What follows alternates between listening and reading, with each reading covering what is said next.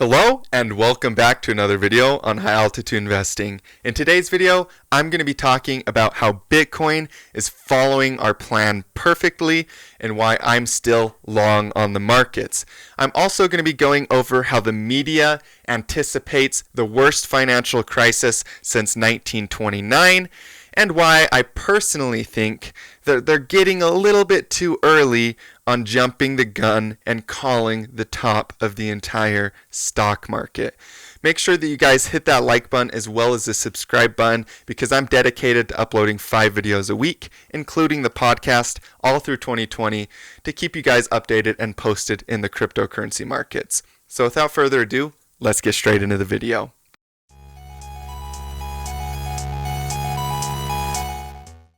I'm going to start off with Bitcoin because this is the most relevant to what you guys' portfolio is going to be holding anyways. But Bitcoin and the stock market does have a lot of correlations and connections. They're not always correlated, but they can be. So that's kind of why I'm running over stocks as well. And I've also been really excited about the world markets in general because volatility is always fun. It really doesn't matter what direction the market's going. When there's high volatility, there's high profits to be made, and that's really how I feel about the market as a whole right now. You guys know that I've been comparing the 2008 and 2009 financial crisis to Bitcoin for quite some time now, and I still think this comparison is following perfectly. A lot of people had these really steep uptrend lines drawn, and then as soon as that line failed, they became very bearish down to like 5K and even lower. Whereas personally, I think this is pretty much the same exact thing that happened when the NASDAQ went from 2,300 back to its support line. And it went to negative 40 on the RSI as well, and we're negative 40 on the RSI with Bitcoin. So personally, I think that that negative 40 level provides an amazing buying opportunity in the short term. So on my Twitter, I went ahead and told people that I declare a buy the dip day on Bitcoin. So that's what I'm personally doing in this area. I'm also doing a giveaway on my Twitter for $50, and that will be over tomorrow. So make sure that you guys follow me on Twitter as well as subscribing to me on YouTube so that you follow all the rules to enter into the giveaway. And then go ahead and comment your Bitcoin address below. I'm going to pick a random person for that giveaway tomorrow. So yeah, Bitcoin personally for me is following my plan. I was talking about it testing 6,800 yesterday, and we tested 6,800, so this is all following exactly what I was expected. And when you have a plan for a dip to come, down to 68, it sure makes it real easy when the dip actually does come to not get panicking and not get confused about your analysis. So that's what I'm expecting in Bitcoin. I expect to push higher up towards the $8,000 levels again. And, of course, we're going to head up towards 9,000 and even 10,000 in the long term. Here, the bigger picture of what's going on. And in the very long term with Bitcoin, you guys already know that I expect a new all-time high. So that's really exciting with the Bitcoin markets. One interesting thing that I'm seeing with silver right now is that silver reminds me a lot of depression inside of a market cycle.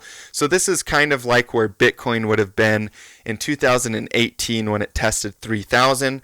You get the first sell-off of the market cycle. This is the internet bubble above. And then you get the rejection at 5,000. You find a support level, then you reject again, making a bull trap. You come down into anger, and then finally you reach depression, which is right and around that first sell-off, and sometimes even a little bit below that first sell-off. And then you bounce up and start the new bullish trend. After this, the NASDAQ did go ahead and recover to a new all-time high. So that peak was broken well above. And that's kind of what I'm watching to happen with silver in the long term. We could panic a little bit further if we do end up testing the support level of the first sell-off or wicking a little bit below it. But you guys, that's all going to be really fast movement, really short-lived price action. So for the long term, silver is looking really good. And one of the things that I think will cause silver to go up so high in the long term is actually when the stock market does finally top out. When we do get a sell-off in the stock market, let's just pull up the Dow Jones chart again for you guys. Once we finally do finish the parabolic run up in the Dow Jones, and then we start to correct after, during that corrective phase, precious metals should do very well. So it makes sense that we'd bottom in them in the big time frames, and then they would rise with the final rise of the stock market while everything's going up.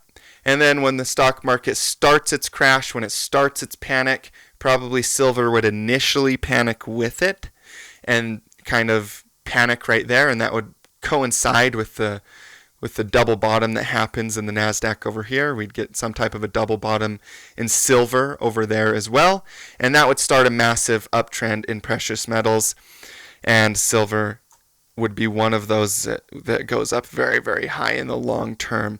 So that's what I'm watching with silver. This is all public analysis, you guys. You can find this on my trading view, Dallin_Anderson. You're going to want to make sure that you follow me on there. I post on my Twitter and my trading view quite a bit with my analysis with these types of things. So I kind of do expect us to see another push up in the stock market. I expect us to bottom in silver soon and push up.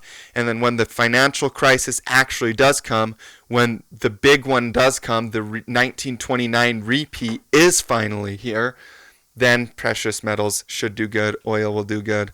A lot of commodities will do good during that period of time. Wheat, food, stuff like that. So that's kind of what I'm watching with silver. As far as the world markets go, you guys, it's really interesting to me that we have a lot of people saying that we're going into a Great Depression 2.0. The majority of people on my Twitter, when I poll them, think that we're going into a Great Depression 2.0.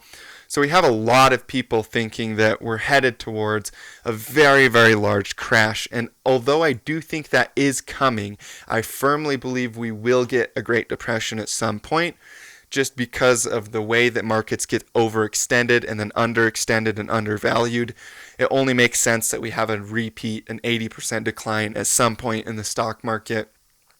But I think people are just getting a little bit ahead of the curve, a little bit too early, and they are becoming bearish, a little bit too soon. And so maybe 8 years after the bullish cycle completes, then I do think we will go into what they're talking about here on CNBC. But for now, I think that that's kind of a lot of FUD to shake people out of the market before the final swing on the upside. Also, a lot of people are getting into the stock market right now, but it still really feels like the media attention phase instead of the new paradigm when everybody believes it's absolutely impossible for us to go down. Right now, people still think that we're going to go down, and they're even suggesting a Great Depression, which tells me that nobody's really in new paradigm yet, because when you're in new paradigm, you think that it's going to go 10, 20x what it is, and that the prices are never going to fall again. And so I haven't seen that in the world markets yet. And Bitcoin, I definitely have seen that, but in the inverted way. So in this bear market, it really feels like we've reached the final capitulation of the bear market. And in Bitcoin, I have experienced new paradigm in the parabolic way upwards as well, because I was investing in Bitcoin under $200, buying at 200, 500, 1,000, all the way up. And so when we did reach 20K, I did totally feel that delusional thinking, was totally engulfed in emotions. And I know what that feels like. And it was like training wheels for the world markets. And I do not think that we've reached that point yet. I do not see that kind of delusional thinking quite yet. Yes, the world economy is growing very quickly. Yes, we have a lot of people getting very wealthy, but we haven't quite gotten delusional in my view just yet. That's kind of my view on Bitcoin, my view on the world markets. I really appreciate you guys tuning into this video. Happy Friday, everybody. I hope you enjoy the weekend this weekend, and stay healthy, stay safe, meditate, keep your immune system up so that you guys can protect yourself against all of the fear. I think the fear is the biggest disease right now, the biggest virus. I don't think the biggest virus is the pandemic itself, but I think the biggest virus is the fear. So practice things that help eliminate that fear. Thank you guys so much for tuning in. Make sure you join the giveaway, and I'll see you guys in the podcast on Sunday. As always, stay profitable out there.